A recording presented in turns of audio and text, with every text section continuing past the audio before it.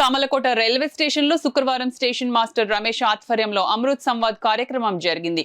ఈ కార్యక్రమానికి ముఖ్య అతిథులుగా Vijayawada division senior digital signalling and telecom అధికారి సతీష్ కుమార్, ఏడీఎన్టీఈ నాగేశ్వరరావులు హాజరయ్యారు. ఈ సందర్భంగా సతీష్ కుమార్ మాట్లాడుతూ దక్షిణ మధ్య రైల్వే పరిధిలోని కాకినాడ సామలకోట రైల్వే స్టేషన్లో అమృత్ సంవాద్ పథకం కింద అభివృద్ధి చెందుతున్నాయని తెలిపారు. రైల్వే అభివృద్ధి పనుల పురోగతిని స్వయంగా పరిశీలించి సంబంధిత అధికారులతో సమీక్ష జరిపారు. కార్యక్రమంలో పాల్గొన్న డిఆర్యూసీసీ సభ్యులు ముత్యాల అనిల్ కుమార్ కోనసీమ రైల్వే లైన్ పనులు వేగవంతం చేయాలని కోరుతూ కాకినాడ నుంచి కాశీ, వారణాసి వరకు ఒక కొత్త రైలు ప్రారంభించాలని, జన్మభూమి సూపర్ ఫాస్ట్ ఎక్స్ప్రెస్ లో ఏసీ చైర్ కార్ ను అదనంగా ఏర్పాటు చేయాలని, అలాగే విశాఖపట్నం విజయవాడ మార్గంలోని వెళ్లే ఎక్స్ప్రెస్ లో సదుపాయాలు మెరుగుపరచాలని వినతిపత్రం సమర్పించారు. అంతేకాక గౌతమి మరియు శేషాద్రి రైళ్లలో బాత్రూంలు, బెడ్ షీట్స్, పిల్లోస్ పరిశుభ్రతకు సంబంధించిన సమస్యలను కూడా ప్రస్తావించారు. దీనిపై స్పందించిన సీనియర్ డిఎస్టీ సతీష్ కుమార్ వినతిపత్రంలో పేర్కొన్న అంశాలను పరిశీలించి తగిన చర్యలు తీసుకుంటానని హామీ ఇచ్చారు.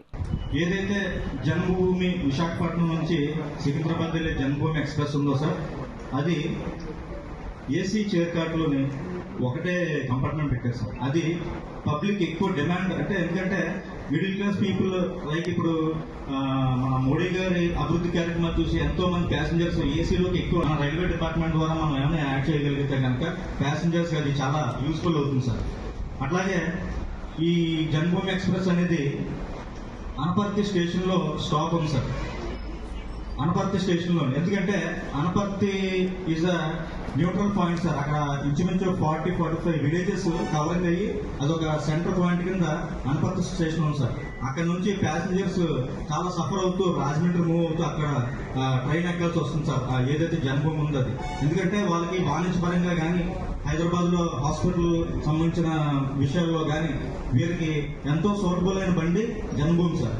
సో మన అనపర్తిలో కనుక మన జన్మభూమి ఎక్స్ప్రెస్ ని స్టాప్ పెట్టగలిగితే 40-45 విలేజ్ పీపుల్ కి మనం చాలా హెల్ప్ చేసినట్టు ఉంటాం. అలాగే వారందరికీ కూడా ఒక జీవన శైలిలోని మార్పు వస్తుంది సార్. వాళ్ళు రాజమండ్రి వెళ్ళి బాధపడుతూ సఫర్ అవుతూ ఆ ట్రైన్ ఎక్కేయడానికన్నా ఇక్కడ అనపర్తిలో పెడితే కనుక రెవెన్యూ కూడా, ఎందుకంటే 40-45 villages not a small issue.